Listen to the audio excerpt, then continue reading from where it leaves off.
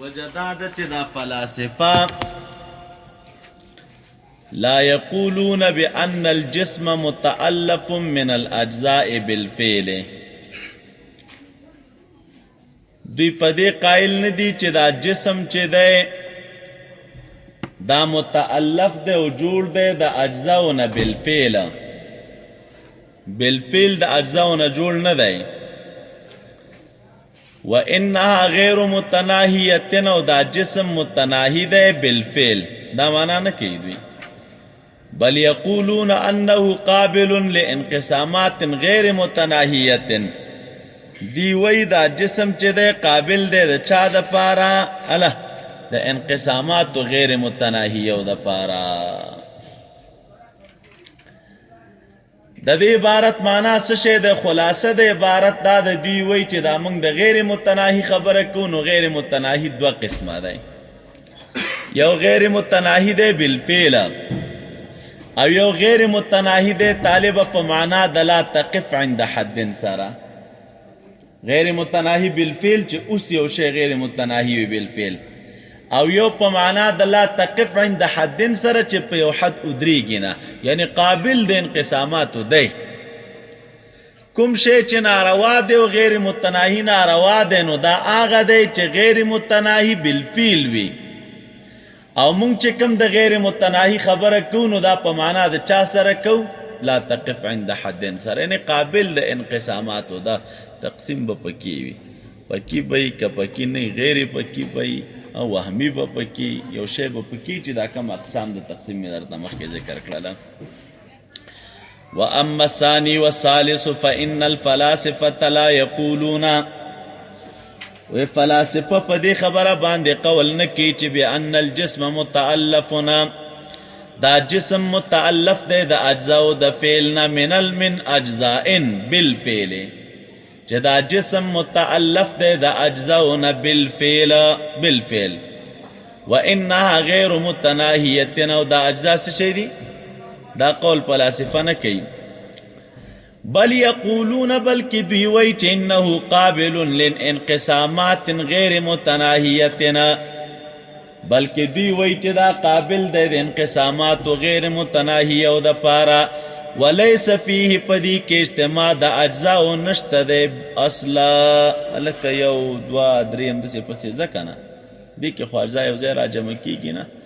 دوه درې ورپسې څلور پنځه همداسې تر اخره پورې نهایت پورې مزل کوه. وشوې په دې ځای باندې مازغه خلاص شوله. نو متناهي په معنا د چا سره دی؟ لا تقفه عند حد سره.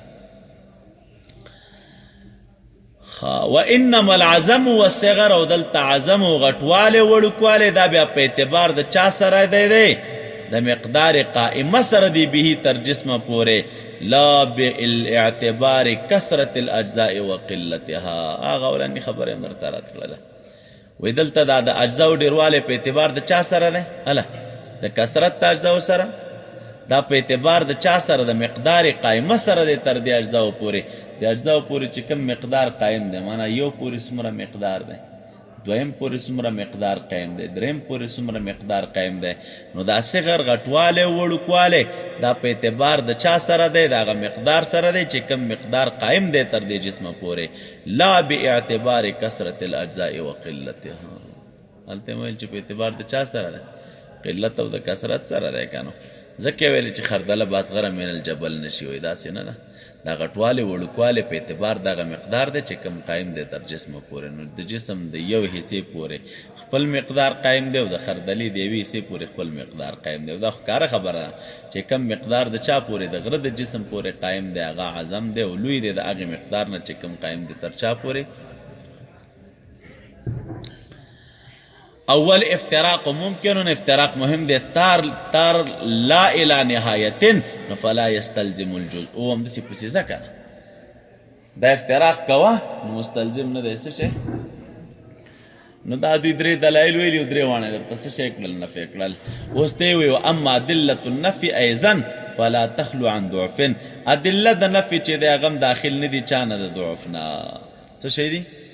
دا چې څوک را لګېږي او دوی ثابتوي ادله د نفي د چا؟ د جزء لا یتجزا. چې جزء لا یتجزا نفي دی نو هغه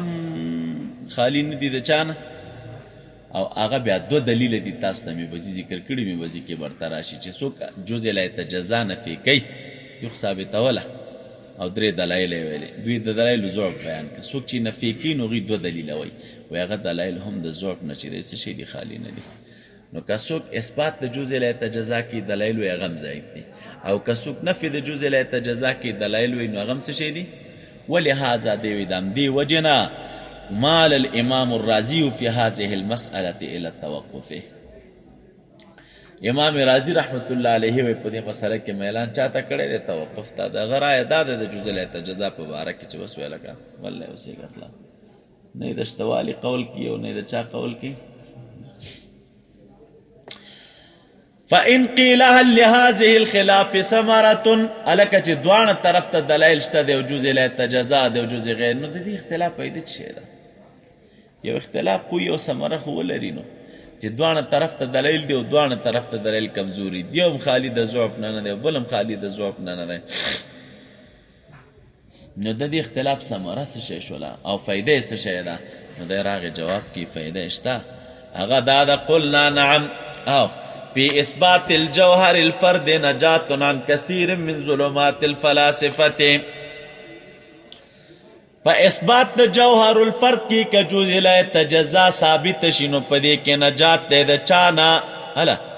عن كثير من ظلمات الفلاسفة د ډیرو تیرو د فلاسفونا د ډیرو تیرو د چانا یعنی کتا دا خبره ثابت کړه چې جسم مرکب دی د جزء لا يتجزا نه د فلاسفو د ډیرو تیرو نه بخلاص شي هغه تیری کومې دي مثل اثبات الهیولا والصورا لکه اثبات د چا راواخله دوی چې وایي چې هلکه جسم مرکب دی د هیولا او د صورت نه نو هیولا او صورت خو دا دواړه مجردین ګڼي او قانون بیا دا دی چې مجرد د مرکب د مجردینو نه هغه مجرد وي کم شی چې د مجردینو نه جوړ وي او مادي نه وي نو هغه مجرد وي نو چې هغه مجرد چې نو بیا قول په دې باندې کوو چې هلکه ګوره دا جسم طبیعي چې دی دا فاني کېږي نه جسم طبیعي قدیم دی او افراد د دغې جسم چې دي نو هغه څه شی دي حادث دی او دغه افراد او اشخاص چې پیدا کېږي نو دا دپاره د حفاظت ته چا پیدا کېږي د دې نوع چې په دې باندې دا نوع وساتلی شي نو دا لانجې دي هلته او دا عقیده خو د مسلمانانو نه ده که خو که ته راولګېدلې جزء لا يتجزا دې ثابت کو دې ویلې چې جسم مرکب د اجزاو لا يتجزا نه دی نو اجزا لا يتجزا حادث دی نو جسم هم حادث دی نو بیا د مسلمانانو عقیده په دې موقوفه ده که نه لکه مثل د اثبات تحیلا او د صورت المؤدی چې دا مؤدی کېږي قدم د چاته د عالم ته دی عالم قدیم دی نوع قدیمه ده نو عالم هم قدیم دی او نفي د حصر د اجسادو ترازی ولې دی وی اجساد به نه راپورته کېږي ولې نه راپورته کېږي یا لکه نه اجساد هغه وخت کې راپورته کېږي چې کله قیامت راشي او قیامت خو راځي نه او قیامت ولې نه راځي وایي ځکه نوع د عالم قدیمه ده او بقا د قرات د قیامت خدا قایم په چا باندې په فنا د عالم عالم خو فاني کېږي نه نو دا یو بنیادی عقیده د مسلمانانو ده غیر را مفتی کېږي وکثیر من اصول الهندسه ډیر داسې اصول د هندسې چې بنا د پغې باندې دوام د حرکات د اسمانونو امتناع د خرق او د التیام علیها دا برستو راشي دوی سره لګېږي د علم الهندسې د هندسې او علم ده دغې څه حرکات دغه راخلي اصول داخلي او پغې باندې بنا کوي څه شی دا خبره چې حرکات همیشه چې دی اسمانونو دوام حرکات همیشه په خوځېدو کې دی او بل دا خبره تېنه ثابتوي چې دا اسمان چې دی دا خرق او التیام نه قبلی دا شکول نه قبلی په دې کې خرق نه راځي التیام پکې نه راځي او مونږ خو وایو افلاک څه شی دي طالبه حادث دي نو حرکت ورته دوام نه ثابتو او بل مسلمانان دا وایي چې هلک خرق او التیام په چا کې راځي اسمانونو کې ولې که خرق او التیام پکې نه راتلی نبي علیه السلام په کومه لاړه بره دوی د نبی علیه السلام د معراج نه منکر دي وجه دا ذکر کوي چې اسمان څه نه قبلی خرق او التیام نه قبلی نو چې خرق او التیام نه قبلی نو نبی علیه السلام دغې په منځ کې سره کم وخته نو مونږ وایو چې اسمان خرق او التیام هم قبلی نو په دغې اساس باندې که جزء لا يتجزا ثابت شي نو اسمان هم یو طالب یو مخلوق دی که نه یو جسم دی او دا مرکب دی د چا نه د اجزاو نغې کوم هیوله او صورت نشته دی لکه دوی چې وایي دا نور اجسام چې دي طالبه دا هم یو صورت دی دا هم یو جسم دی دا مرکب دی د اجزا لا يتجزا نه دی کې هیوله او صورت نشته دی ټول حادث دی یو وخت داسې و چې نو